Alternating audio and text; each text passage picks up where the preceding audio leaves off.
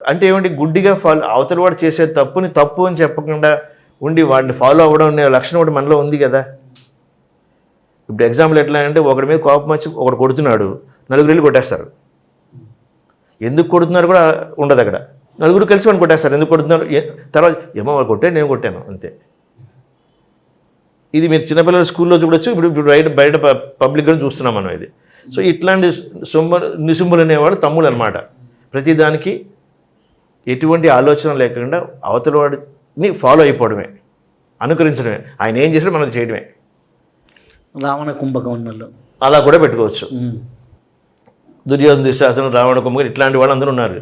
హిరణ్యాక్ష హిరణ్యగర్భుడు వీళ్ళందరూ ఉన్నారు కదా, అలా పెట్టుకున్నారు.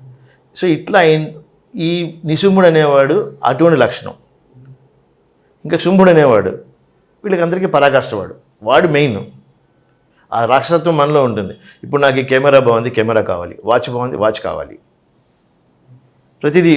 ప్రతి వస్తువు ఏదైతే నువ్వు చూసావో, ఏదైతే నీ కంటికి ఇంపుగా కనిపించిందో అవతల వాడిది లేదా అవతల వాడు, అది నాకు కావాలి అంతే.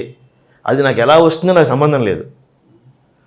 అప్పుడు వెంటనే ఏమవుతుంది, ఇప్పుడు ఈ మధ్యన కాలంలో గురు శిష్యులు ఇలాగే తయారయ్యారు. గురువుగారికి అది కావాలంటే శిష్యుడు వెంటనే గబగబా పరిగెత్తుకెళ్ళిపోతాడు. అది గురువుగారికి ఎందుకు ఉపయోగమో అక్కర్లేదా, ఎంతవరకు చేయాలి ఏంటది ఏమి ఉండదు. ఆ యుక్తాయుక్త విచక్షణ చూడండి, అది పోతుంది అక్కడ. అటువంటి రాక్షసత్వాన్ని మనలో ఉంది. సో దాన్ని కూడా హరించమని చెప్పి మనం అమ్మవారిని కోరుకోవడంతో ఈ 9 రాక్షసులు ఎవరైతే ఉన్నారో వీళ్ళు మధుకైటభ, మహిషాసుర, చండముండ, తర్వాత ధూమ్రోచన, రక్తబీజ, నిశుంభ, శుంభులు.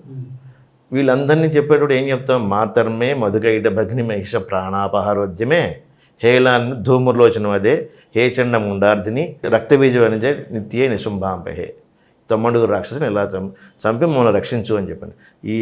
వీళ్ళు ఎవరు ఎక్కడో లేరు, నాలోనే ఉన్నారు, నాతోనే ఉన్నారు, నా చుట్టూ ఉన్నారు, నాకు ఒక వలయంగా ఉన్నారు వీళ్ళు.